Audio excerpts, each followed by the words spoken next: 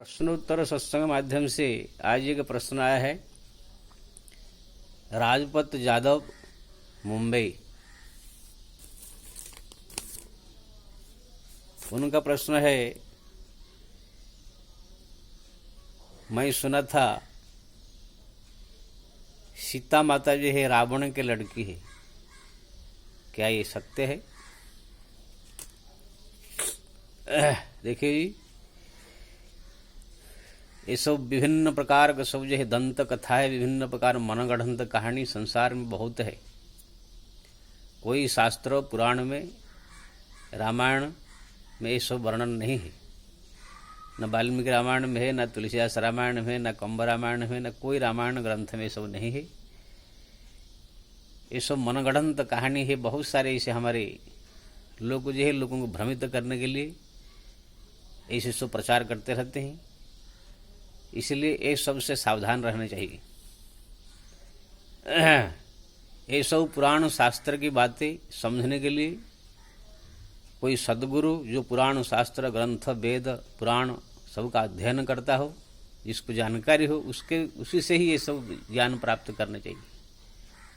जैसे अगर किसको हृदय का बीमारी, हार्ट का बीमारी है, तो कोई हार्ट का जो स्पेशलिस्ट डॉक्टर होते हैं उनसे मुलाकात करके उनसे सब जानकारी लेना चाहिए। ये जो झोला छाप डॉक्टर सब बैठे हुए हैं, ये लोग से हार्ट के बारे में आप पूछेंगे तो क्या क्या कह देंगे, आप फंस जाएंगे। ऐसे ही पुराण शास्त्र ग्रंथ के विषय में जानकारी प्राप्त करना हो असलियत, तो आपको जो है कोई साधु संत महात्मा आपको जो लगे गुरु पुराण शास्त्र ग्रंथ का पढ़ रहे हैं, अध्ययन कर रहे हैं, उनके पास में जा करके इस सब रहस्य को जो है जानना चाहिए। नहीं तो आजकल बहुत ऐसे लोग हैं अपने मन में जो आए बकते रहते हैं। अभी कुछ दिन पहले मैं जो है ऐसे ही मोबाइल में खोल दिया यूट्यूब, तो उसमें एक लड़की प्रवचन कर रही थी कि गंगा जी का पानी घर में रखना नहीं चाहिए, ना गंगा जी में नहाना चाहिए। जो नहाता है वो पाप है, क्योंकि ना गंगा जी में बहुत सारे पापी लोग नहाते हैं, अपना पाप सब उसमें छोड़ देते हैं, तो वो सब पाप से भरा हुआ पानी है, इसीलिए उसको घर में नहीं लेना चाहिए। अब बताइए वो मूर्ख को जो है कौन समझावे? वो अपने बुद्धि लगा दिया। अरे गंगा जी में कोई पापी जब नहाता है तो पाप उनका नष्ट कर देते हैं ना, गंगा जी गंदा हो जाती।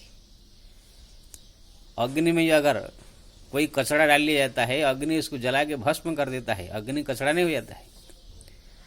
तो ऐसे ऐसे बहुत सारे मूर्ख लोग जो है आजकल प्रवचन करने आ गए हैं, मनगढ़ंत बात सब कहने लगे हैं।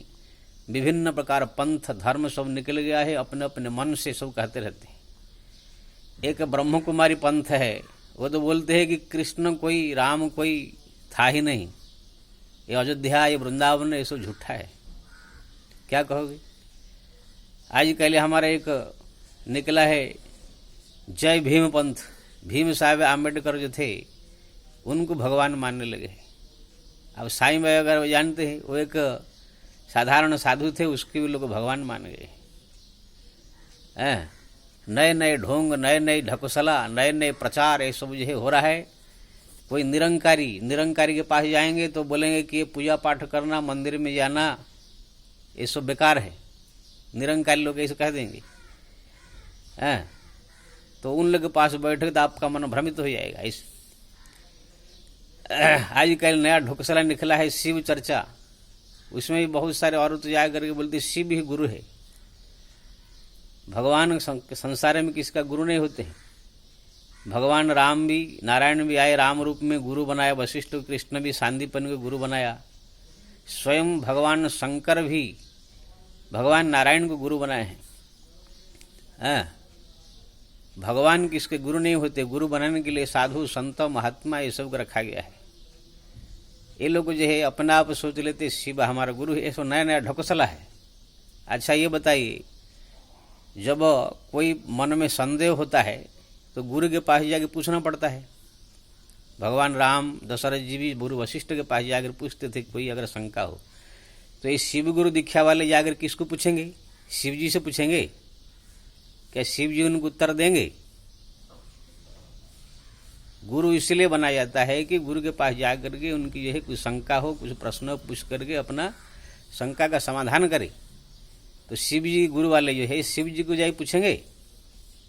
तो ये सब नए नए ढकोसला निकल गया, नए नए प्रचार प्रसार, ब्रह्म कुमारी, क्या बोलते हैं, निरंकारी, जय भीम, तरह तरह के पंथ निकल गया। अगर इसमें से सावधान न रहे तो इंसान भटक करके जो है गलत रास्ता पकड़ लेगा।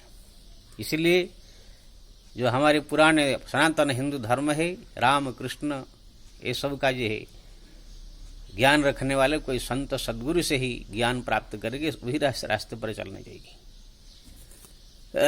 इसलिए ये जो नए नए सब बातें आप सुनते हैं, मैं भी सुना था कि भगवान जगन्नाथ के बारे में किसी ने कहा था कि भगवान जगन्नाथ का हाथ क्यों नहीं है। तो उसमें लिखा था कि कृष्ण अवतार में वो गोपियों के साथ सब गलत किया, इसलिए इसी जन्म में उनका हाथ कोढ़ हो गया। अब बताइए, ऐसे ऐसे मूर्ख लोग है,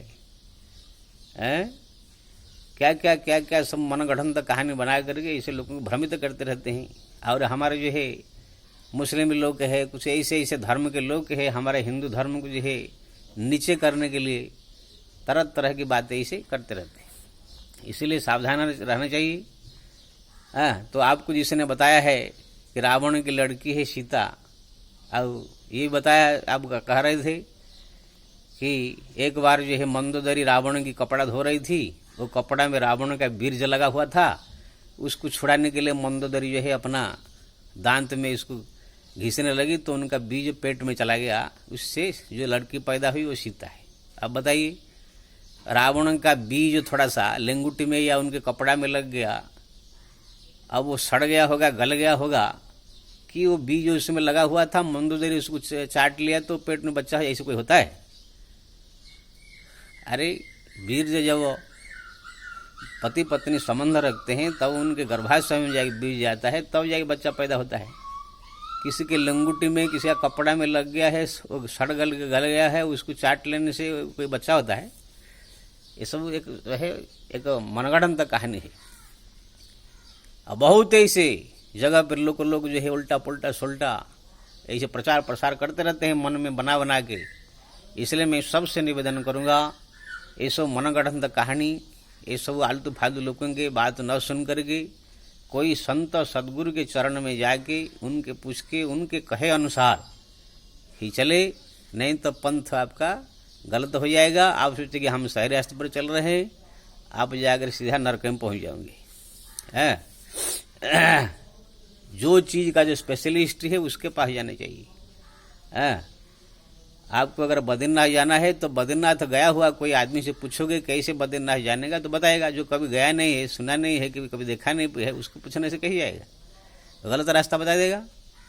ऐसे ही जो है भगवान के बारे में, शास्त्र पुराण के बारे में ये सब जानने के लिए ये आलतू फालतू गाँवड़ा के लोग, रिक्शा वाले, साइकिल वाले, ये औरतें लोग जो है कंडी थपने वाले, ये आलतू फालतू लोग को कोई कुछ कह दिया उसको जो है मान करके उसके अनुसार नहीं चलना चाहिए। जा करके कोई जैसे डॉक्टर के बाद दवाई के बारे में जानकारी करना है, कोई एमडी डॉक्टर से, स्पेशलिस्ट डॉक्टर से पूछताछ किया जाता है।